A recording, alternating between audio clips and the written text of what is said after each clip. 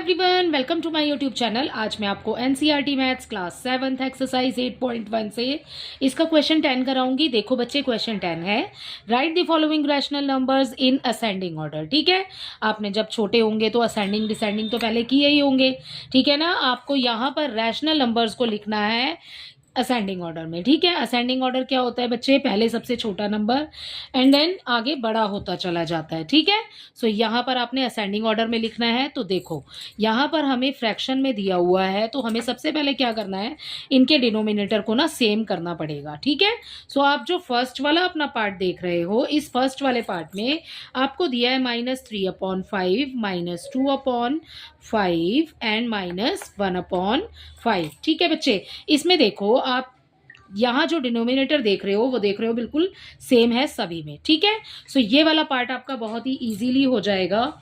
ठीक है, पहले आएगा छोटा नंबर, फिर बड़ा एंड देन उसके बाद बड़ा नंबर। ठीक है, तो देखो कैसे करेंगे।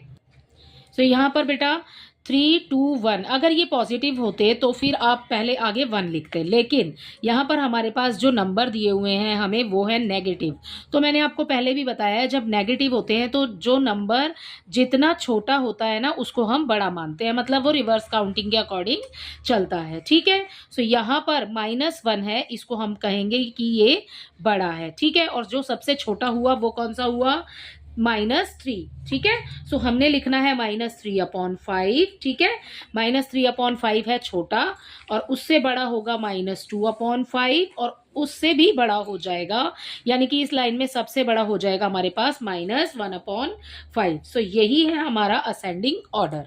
ठीक है, सो ये आपने साइन लगा करके इस तरीके से इसको सॉल्व करना है। ओके, सो फर्स्ट वाला तो हो गया हमारा कंप्लीट। सेकंड वाला देखो, सेकंड वाला कैसे करेंगे। सेकंड वाले पार्ट में बच्चे आपको यहाँ पर डिनोमिनेटर सेम करना होगा। यहाँ पर हमारे पास सेम था, सो हमें ज़्यादा इसमें करनी नहीं पड़ी कैलकुलेशन। ठीक है, सो हम अपना फर्स्ट इसका सेकंड उतारे हैं, -1/3। ठीक है, -2/9 एंड -4/3। ठीक है, तो डिनोमिनेटर सेम करने के लिए क्या करेंगे भाई, हमें करना पड़ेगा यहाँ पर सारे नंबर्स की लेनी पड़ेगी यहाँ पर एलसीएम। ठीक है, सो यहाँ साइड में कर लेते हैं, इसको एक लाइन मार्क कर लेते हैं। ठीक है, एंड यहाँ पर अपना ले लेते हैं एलसीएम। किस किस का ले रहे हैं, 3, 9 एंड इस वाले 3 का। ठीक है, तीनों लिख लेंगे एक साथ। ओके, एलसीएम फाइंड करना है। 3 के टेबल में तीनों ही नंबर आ रहे हैं। 3 1 जा 3 हो गया, 3 3 जा 9 हो गया, 3 1 जा 3 हो गया। ठीक है, एंड आगे लगाएंगे 3। ओके, उसके बाद आ जाएगा आपके पास 1, 3 1 जा 3। सो सारी जगह आ गया अब आपके पास 1। अब क्या करेंगे, इस वाले 3 और 3 की कर देंगे मल्टीप्लाई। 3 × 3 = हो जाएगा 9। ठीक है ना, सो अब हम यहाँ पर अपनी लाइन लिखेंगे। एलसीएम, एक रफ वर्क के लिए लाइन डाल देते हैं यहाँ पर।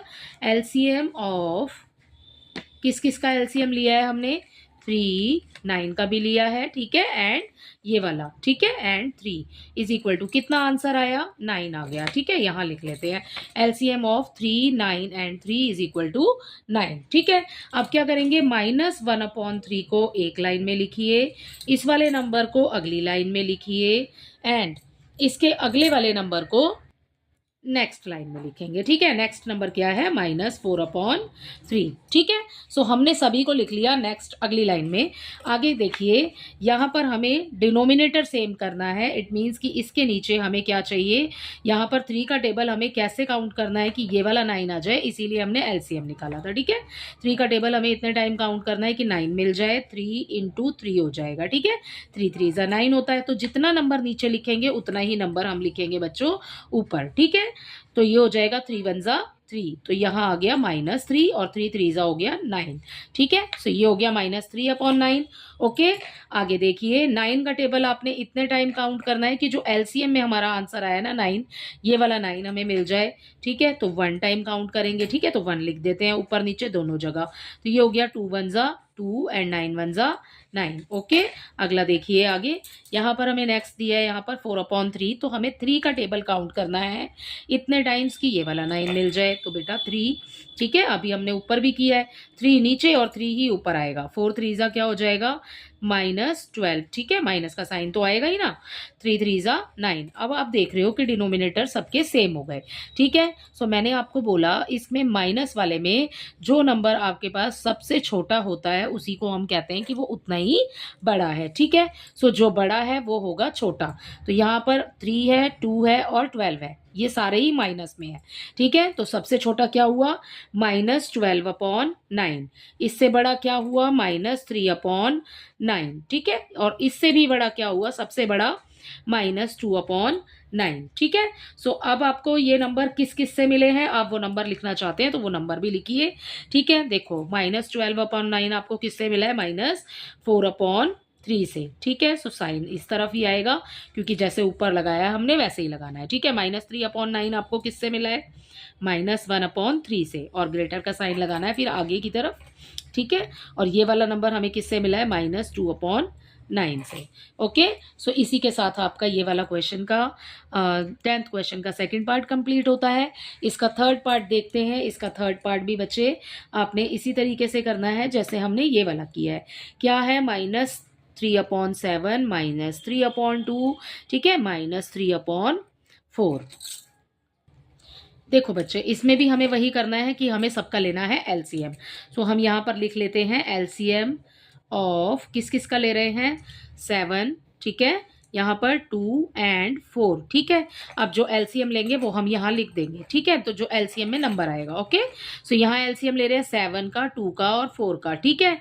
सो सबसे पहले 7 है तो 7 का ही लिख लेती हूँ क्योंकि वो किसी और टेबल में तो आता नहीं है, ठीक है। 7 1 7 हो गया, 2 एज इट इज आ जाएगा और 4 भी एज इट इज आ जाएगा। अब 2 और 4 2 के टेबल में आ रहे हैं, ठीक है। तो 2 1 2 हो गया और यहाँ पर 2 2 4 हो जाएगा, ठीक है।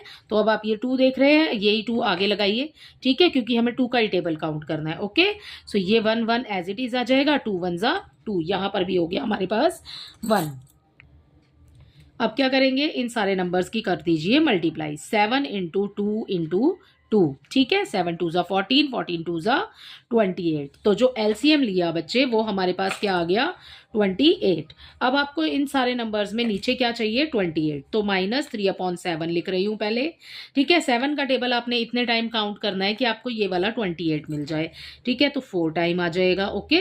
4 टाइम नीचे, 4 टाइम ही ऊपर, 3 4 हो जाएगा 12, ओके। -12 ये आ गया 28, राइट।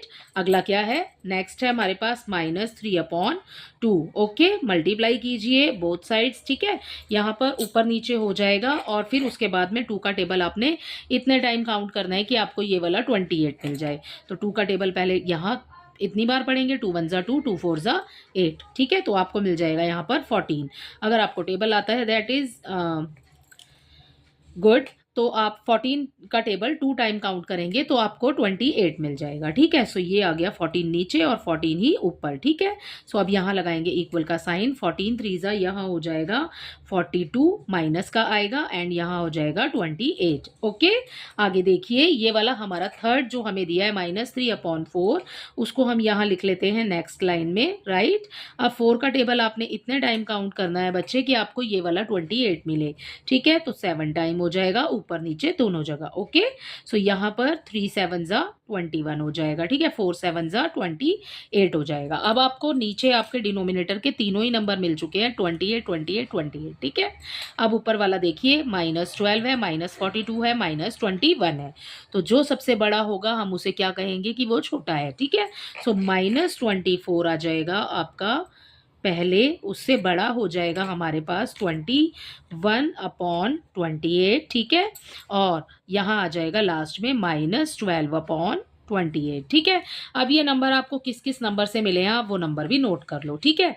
-42 किससे मिला है आपको, -3/2 से, राइट। इससे बड़ा क्या है हमारे पास, ये है -3/4, ठीक है। इससे बड़ा हमारे पास क्या है, -3/7, ठीक है। सो ये हो गया बच्चे आपके इस वाले पार्ट का आंसर। इसी के साथ आपका क्वेश्चन नंबर 10 कंप्लीट होता है और ये एक्सरसाइज इसी क्वेश्चन के साथ होती है कंप्लीट। आई होप इसके सभी पार्ट्स आपको अच्छे से समझ आए होंगे।